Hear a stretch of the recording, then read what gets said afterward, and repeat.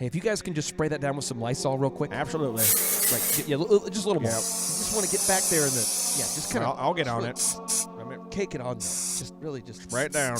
Okay, well, we're good. On this special quarantined edition of the Thrivetime Show, I'm joined with Sean Spicer, who is the former White House press secretary. And I'm also present. A New York Times best-selling author, a Dancing with the Stars contestant.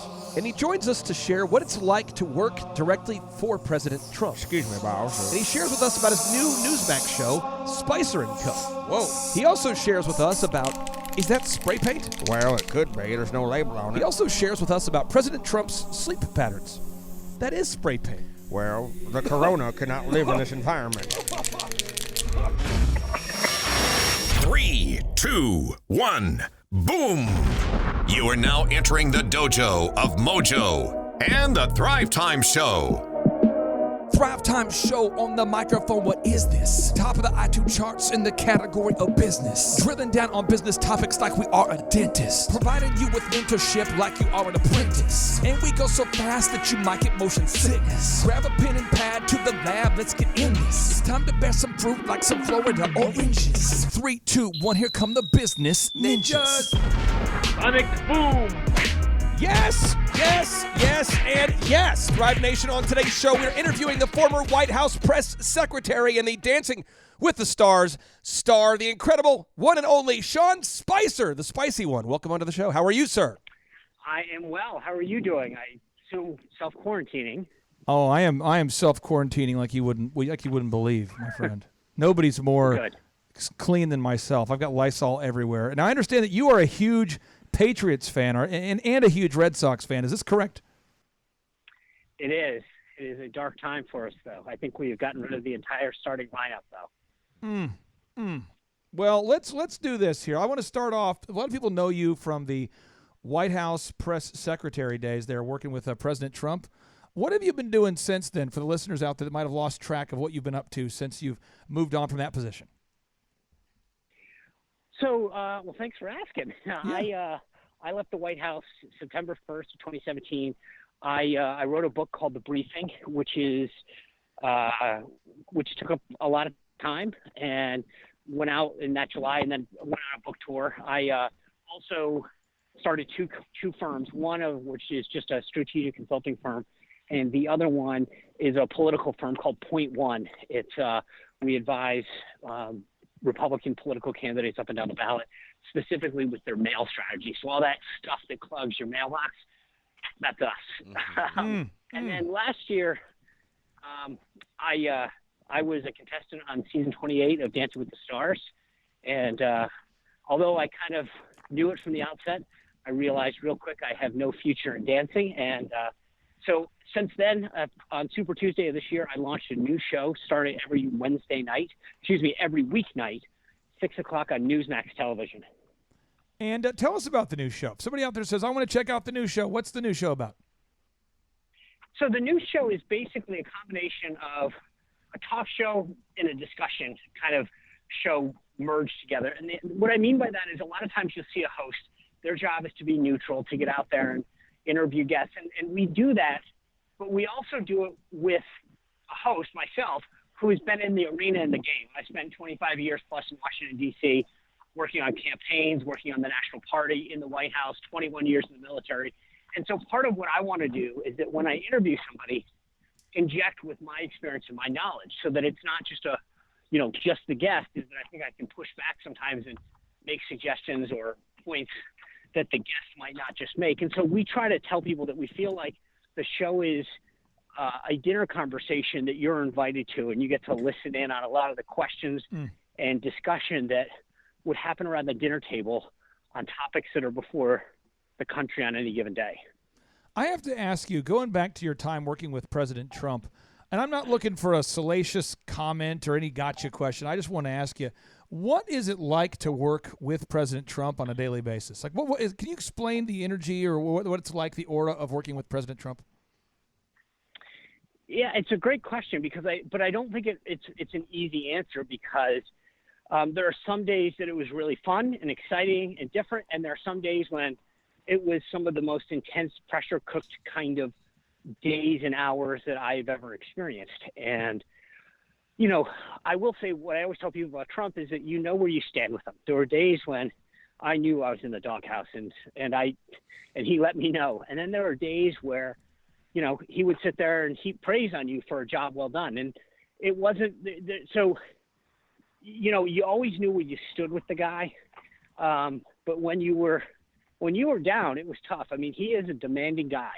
He works long and hard hours, and he expects the people who work for him to be very results oriented. How many hours a day do you think he works?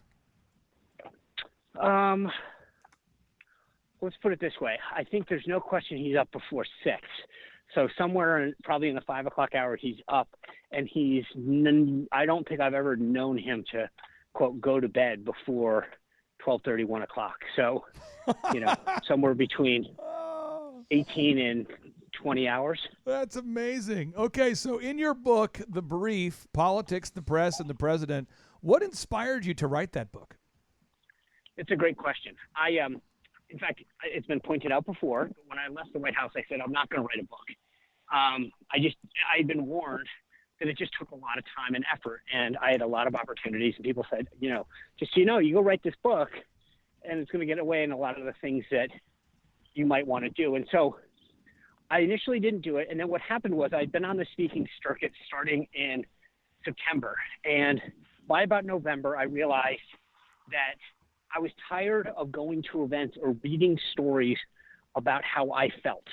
So people would write stories and say, Spicer felt, X in this particular situation, or at this particular moment, this is what was going through his mind. And I kept thinking to myself, okay, either you can leave it to others to write about your experience and your feelings, or you can write it yourself.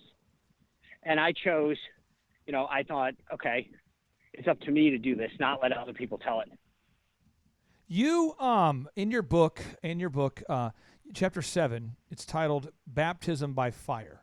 What is this chapter of The Brief, Politics, the Press, and the President about, the chapter Baptism by Fire? So the chapter is basically about getting thrown into the deep end, with a weight around you. And this idea of, Trump was a disruptor. And so you go into, I've been brought up, to some degree, if you will, in the establishment of the party. And I'd worked for 3 years in the Bush White House. And so there was this sense of how things were supposed to work. And Trump was basically throwing out the entire rule book on how things were supposed to work and was going to do it his way. And so for me, it was a baptism by fire, because you were trying to do what you thought was supposed to happen. But here was a guy who didn't really care about the historical norms or protocols and said, I got 40 years to get results. I don't really care how it's supposed to work. And that's a very different mindset to get used to. And I also point out in this that, for 20-something years, whether it was in the military or working for members of Congress or campaigns, my job was always the person that people turned to and said, okay, what's our strategy for this? How do we achieve these messaging goals? And you'd write up a plan and present it with them and work with the principal, kind of get it to where you wanted, and then execute it. The thing that was so different with Trump is he knew what he wanted to do, how he wanted to do it, and your job was sort of to support it, to reinforce it, not to lead it. And so it's a very, very different dynamic. I mean, it's almost like hiring a lawyer to plead your case, and then the lawyer sits there while you draft out the opening, closing arguments and what witnesses to call and how to script it, and you just say, okay, lawyer, follow along. That's kind of what it was. What can you give one example of how President Bush, who I have a lot of respect for, and President Trump did something different? It could be something just little, something big. What is one thing they did differently? Because they're both guys who I admire, but what do they do differently from each other? Well, I think there's the biggest thing is sort of just style. I mean, I was the assistant U.S. trade rep under Bush, and there were times when we were negotiating sort of the Doha trade agreement in Geneva the last couple months of the Bush administration. And we would work policy through the interagency process. And for those who aren't familiar, meaning that when you make a decision, in government, it's normally not one agency. It's one agency that's leading it, but you're coordinating with all the other agencies. You kind of come up with a course of action or a recommended solution, if you will, and present it up the chain to the principal. And that's how Bush operated. So you didn't go rogue. You didn't bring something up. You went through the process and then you said, okay, Mr. President, this is the recommendation of your team. In Trump world, he didn't, what he wanted was, okay, you're for this, you're against this, come sit down in the Oval Office and tell me the difference. And he wanted you to hash it out. He wanted to hear the two best sides of a story and make it almost, I wouldn't say fight it out, but go at it so that he heard the two most compelling cases and could make a decision, as opposed to having a team bring him the consolidated effort that everybody had. And it was just fascinating to see the difference, that here on one hand, you had a president that was very steeped in the process of how it's supposed to work, and another one who said, I don't really care. I want to hear the best ideas, and then I'll make a decision myself. You obviously are doing this whole quarantine thing. We're all in this together here. So where are you at this point? Alexandria, Virginia. The show is nightly, and I've started to tape the show. I have a studio in our basement here, and I tape the show here. Obviously, the control room's still in D.C. My co-host is in D.C., and we've all socially distanced. And for the listeners out there, they usually have to hear something 3 times before it sinks into our cranium. What's the name of the show again, one more time? It's called Spicer and Company. So all you have to do is, and it's on Newsmax television every night at 6. If you go to my website, SeanSpicer.com, there's a little channel finder there. You can go look now, whether you have Xfinity, Direct, Dish, Fios, whatever you have, it tells you what number it's on, and we're on every major cable outlet. Now, I would like to get your take on this, because now that you're not in the day-to-day laser show that is the White House, and you're doing your own show, I'm sure you've been able to watch the news, and I'm sure you've been able to see the Neil Ferguson prediction of 2.2 million Americans potentially dying from the coronavirus, and then you've seen Dr. Deborah Birx, dial that back down to maybe 100,000 or 200,000 potential deaths. How do you see this whole thing playing out, knowing President Trump and his personality? How do you see this all playing out in your mind? Well, first, I think part of what has to happen is, the big question is how many people listen to what the government's saying. Because what we have seen from everything that we've been told so far is that if people do socially distance, if we do listen to the recommendations, wash your hands, do all that stuff that minimizes the spread, then we can get over this sooner rather than later. And I think as long as the president sees things working, he'll be good. He understands that you can't, that opening up the government and then having things fall apart again is not success, and that would not reflect well. So I think he gets it. I also think that what's been helpful is the country's recognized the leadership coming from the administration, and the president's poll numbers overall, and then the handling of the COVID-19 have reflected well on him. And as long as he keeps seeing that and knowing that the course of action that he's taking is being appreciated, for lack of a better word, by the American people, or reflects positively, right? That they're just approval, because that's what you want as a leader, to know that people are saying you're making the right decisions, you're leading well. Then I think, we're going to keep going as we are, but we're going to have to make a big assessment at the end of April. How is the economy doing? Because right now, I think people are willing to put up with a lot because they recognize it. But if we start having supply chain interruptions and all of these people who are at home self-quarantining aren't doing their jobs, which starts to interrupt supply chains, and you're not getting the products and services that you need, whether that's food or household goods or whatever, it's going to be interesting. And then the second piece of that is just, the overall economy. There's going to be more and more people that are out of work, not working.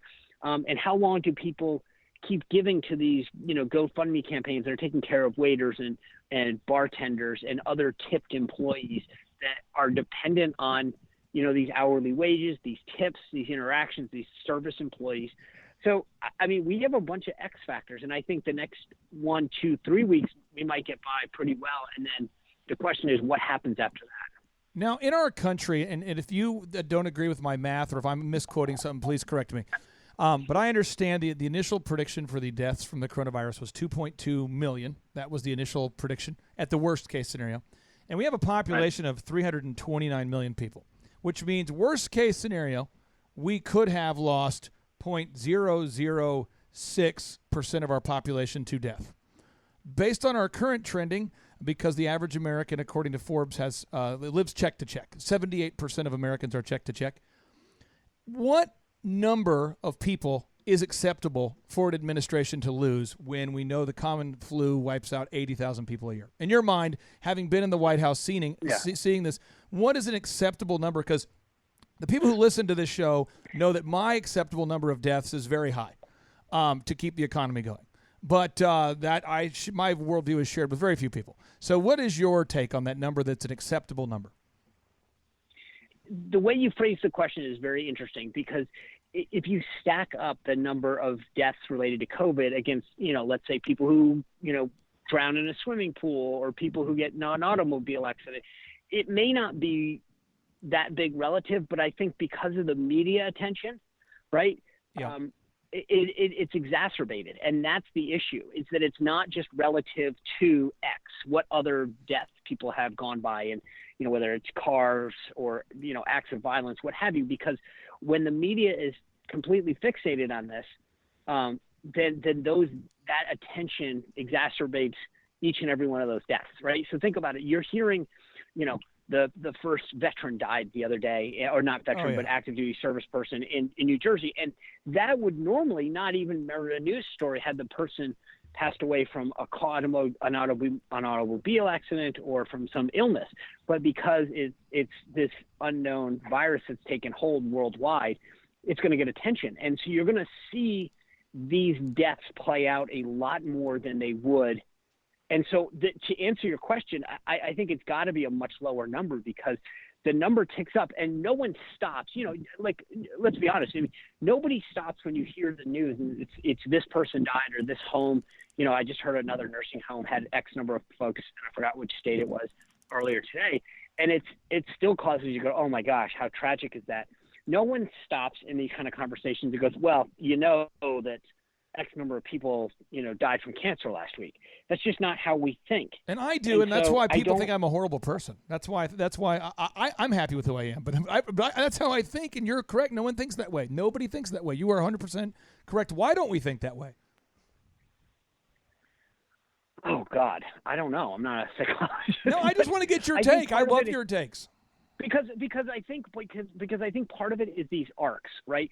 So let's just take deaths by swimming pool, right? So I'm sure in the summer, I don't know what the number is, but I'm sure it's a lot.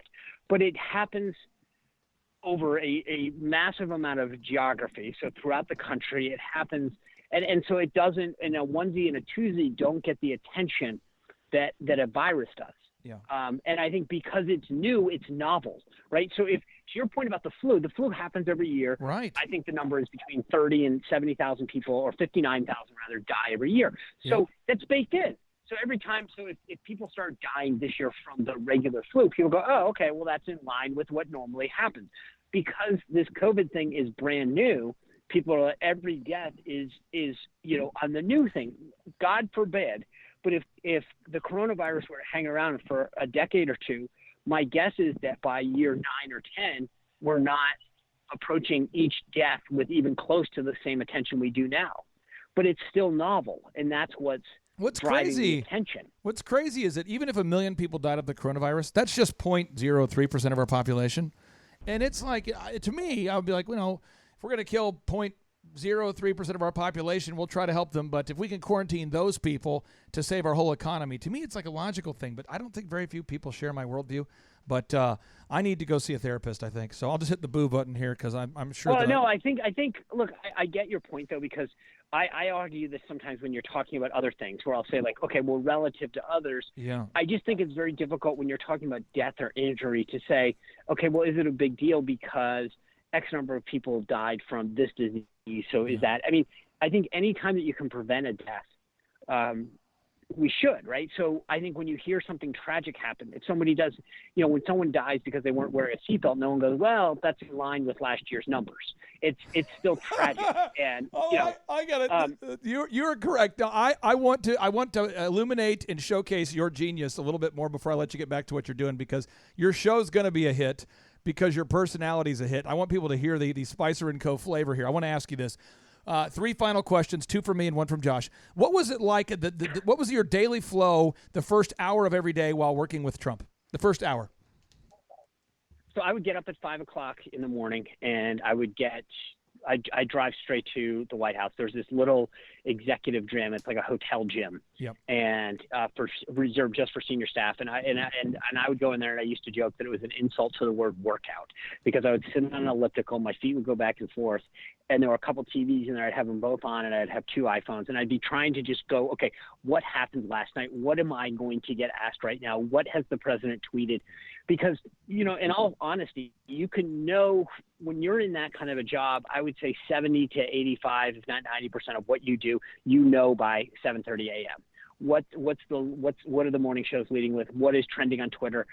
Those are what people are going to be asking about, inquiring, and asking for follow-up. So I would spend the first hour trying to get as much of a handle on the day as possible. Okay, Josh, get ready to one-up me here. Sean Spicer, the host of Spicer & Co. Sir, what was your favorite old-school jam in high school? I need to know now. I know it had to be something from U2. Really? Like Joshua Tree kind of thing? Yeah, that was my first concert, actually. So and it was just a big, we were, I had a bunch of guys that U2 got in, and then we also had like this whole Depeche Mode, what was the other one? Morrissey and all. I mean, there was a whole group of guys that I hung out with it. But I think more than anything, I had the U2 was probably, that was right around when Joshua Tree came out. Wow, unbelievable. Okay, Josh, what's your final question here for the spicy one? Hey, Sean, first of all, thanks for your military service, sir. And then with working so closely with President Bush and President Trump, what idiosyncrasy or trait or habit did you see from them that our listeners could implement and learn from that could help grow most of our listeners, small business owners? So what did you learn from them that could be valuable for our listeners? I think Bush was very disciplined. I mean, he was, from everything was regimented in terms of how he operated his day, how he saw people, how he processed information. He is a very disciplined individual. And so that was something that I saw from him. With Trump, he is a very gut-oriented guy. And the thing this goes back to a question that you guys were asking just a minute ago, but for me, it was always understanding how much the value of your gut is and what you should be doing and what the message should be. Sean Spicer, you blew our minds multiple times, and I wish you the best of luck on your new show, Spicer & Co. And I can tell by the way you sound, you are looking tremendous today. No, I feel good. It's the sweatpants that are doing it. Oh, beautiful. All right, man. Well, enjoy a quarantini tonight and be safe and Lysol it up, and we'll talk to you soon. Thanks, guys. I really appreciate you having me on. Take care. And now, without any further ado, 3, 2, 1.